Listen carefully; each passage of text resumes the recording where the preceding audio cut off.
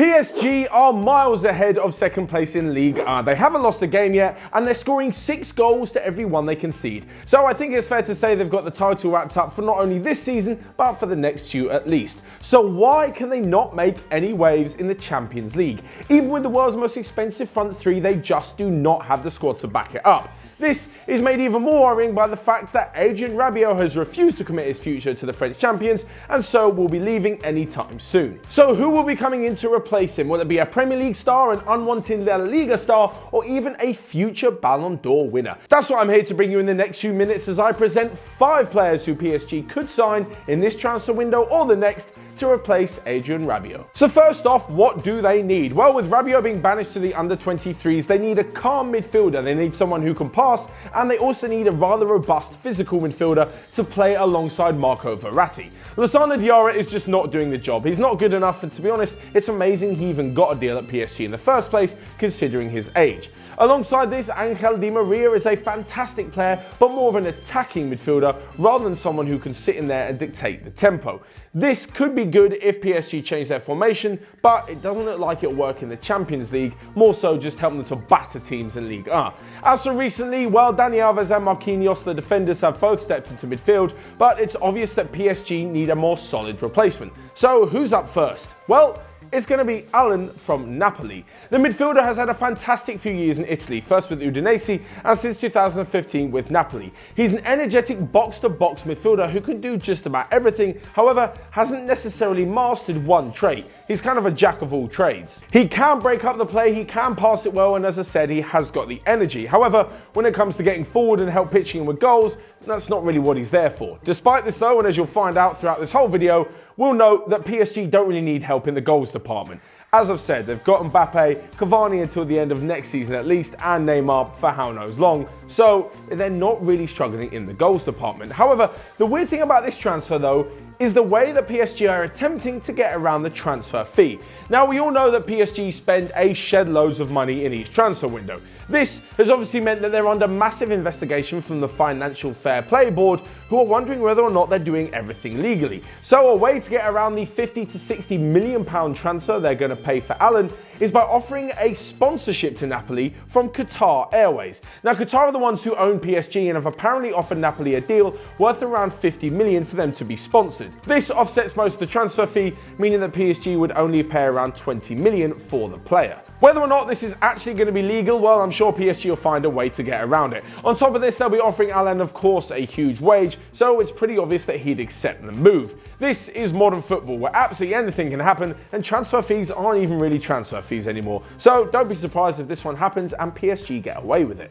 Number 2 on our list, and the second possible replacement for Adrien Rabiot, is Ajax's Frenkie de Jong. The youngster from Willem-II has such unbelievable ability that it's no wonder the likes of Manchester City and Barcelona are interested in him, along with PSG. A Dutch youth product, he's got everything you'd expect. Fantastic first touch, brilliant passing ability. He's got the agility, the balance, he's great with both feet, and he's just a fantastic all-round midfielder with some astonishing technique. His ability to dictate the tempo at such a young age is what makes him stand out, and it's no wonder that clubs are willing to pay around $80 million for him. Now, I know what you're thinking, Matt, if they can't afford the 50 to 60 for Alan, how are they going to afford the $80 million for Frenkie de Jong or anyone else in this video? Well, the simplicity of it is that they'll probably buy someone in the summer when they can offset that financial fair play fee into another season. Basically, these things go on year by year, where you can allocate a certain amount of funds from what you're bringing in. Of course, the more that they win, the more money they bring in, the more that they can then go ahead and spend. And they'll probably be able to work out some deal because, let's be honest, they've done it so far, so why wouldn't they continue to do it? They're perfectly capable of doing this kind of transfer fee up to a huge amount of money, but in the Alan transfer case, it's more of them exploring new avenues to pay for transfers rather than just a traditional case. This could help him in future. But back to Frenkie de Jong, and it's been rumoured that he's actually more interested in a move to Barcelona, so PSG will have to act fast. He's been reported as saying that he doesn't plan his career to be a European sightseeing tour and that he wants to play football. So, Barcelona can offer him a huge club with tradition, with history, with a pretty good chance of winning things, much like PSG can, but also with a chance to play alongside Messi and the like. If they can say to him, hey, you're going to be part of our starting 11 for the next 10 years, I'm sure he'd rather accept that rather than going the way that Coutinho's gone. He signed for the club and a year later he may be moving on again. Yeah, PSG could probably offer Ajax more money and probably offer Frankie de Jong more money. However, to a 22-year-old, what's the difference between 200k a week at Barca to 300k a week at PSG? I'm sure he'll make more than enough money in the next 10 years should he stay fit that he won't have to worry about life after football. Should PSG manage to get their hands on him though, they'll be getting, personally, what I think is a future Ballon d'Or winner. The guy's got everything in midfield, and I think if he can stay there for the next 10 to 12 years and consistently win things with PSG, there's no doubt in my mind that he'll be picking up the trophy on a few occasions. So with that said, but should PSG fail in their bids for Alan and for Frankie de Jong, I think they could go for a maybe easier option. Now, I'm not saying easier because he's a worse player, but because the circumstances at his club mean that he's more likely to leave, and it's Dortmund's Julian Weigl. Now, the Dortmund midfielder is much like Alan in the case that he is a box-to-box midfielder who's brilliant in possession. He's not necessarily the most robust or aggressive, and that doesn't really help him with getting into the Dortmund team, but he could be just what PSG are looking for. He doesn't really help chip in with the goals. However, like I've mentioned before, that's not exactly a department where PSG are struggling. The reason I think he can move are plenty. First off, they've got Thomas Tuchel in charge, and with him coaching Weigl at Dortmund in the last few years, there's probably a good relationship between the two. Secondly, the summer signings of Axel Witsel and Thomas Delaney at Dortmund have meant that Julian Weigl hasn't really been getting in the team too much. As I've said, the physicality of Witsel and Delaney are often preferred over Weigl, who isn't necessarily the most physical, meaning that he'll probably be hoping to move away to somewhere where he'll get a top wage, he'll win loads of things, and he'll be playing for one of the biggest clubs in Europe. All of this, combined with the fact that he had a bad injury, means that he won't even be getting back into the Dortmund team so easily when he does return to full fitness. So again, why wouldn't he end up moving? We've seen over the past few seasons that Dortmund are a sucker for a fantastic deal financially. So should a 50 to 60 million pound bid come in for someone they signed for so cheap, well, I think they're going to take it. Now, for the last two players on this list, we're going to switch things up a bit. We're not necessarily going with the ball-playing, holding defensive midfielders, but for someone who can help join in with the attack. This isn't only to replace Adrien Rabiot, who to be fair doesn't actually get that many goals, but also forward thinking just in case Neymar leaves and they may have to replace his creativity and his goals. First up is Philippe Coutinho. Now, we mentioned him earlier in the video and the possibility of him leaving Barcelona after just a year, and to be honest, he's going to get a shedload more money at PSG, and there's not really many other places he can go to. Apart from returning to Liverpool, he's not going to go to any other club in England. He certainly won't be moving to Real Madrid, and Bayern Munich doesn't necessarily look on the cards for him, with them having James Rodriguez. So could a move to PSG see the French champions have an even more attacking lineup?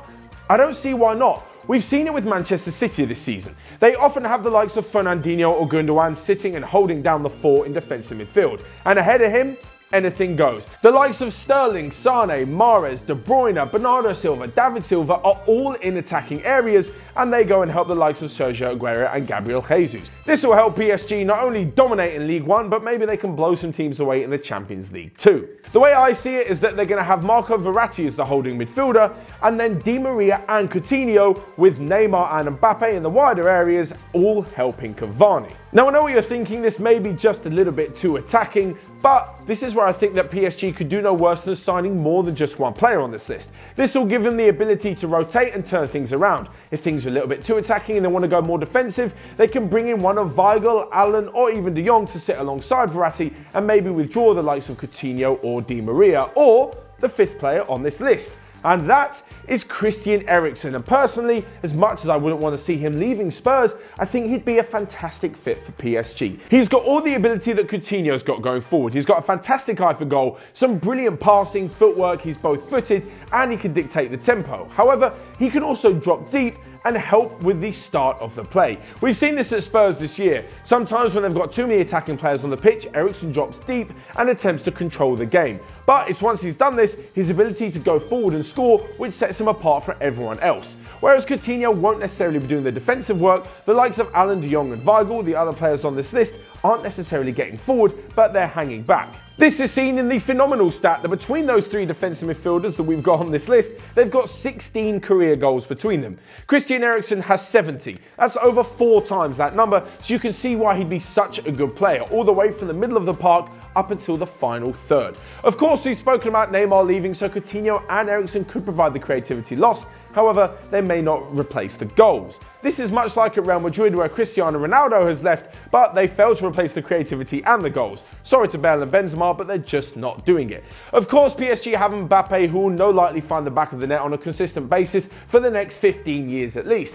But with Neymar potentially leaving, as said, and with Cavani potentially retiring at the end of the next season, they may need a midfielder who moves forward better. I certainly think that any of these will be an adequate replacement for Rabiot, but as mentioned before, they could do no worse than signing 2 or 3 of these players. This will give them a far better squad and far better players to back up the ridiculous front 3 that they have, and hopefully see them win their first ever Champions League title. But of course, what do you guys think? Let me know in the comment section down below whether any of these players would sign, whether any of them would sign or they would be a success, or who you think PSG should go for instead. I've heard in the last few days that Adrien Rabiot is on the list from Everton, but I don't exactly think he'll be pulling up trees when it comes to the Champions League. No offense to him. Of course, you can also smash the like button whilst you're down there and let me know in the comment section everything that you are thinking. You can also click here to check out all of the other videos that we've got going on Onefootball. But until next time, I will see you guys later.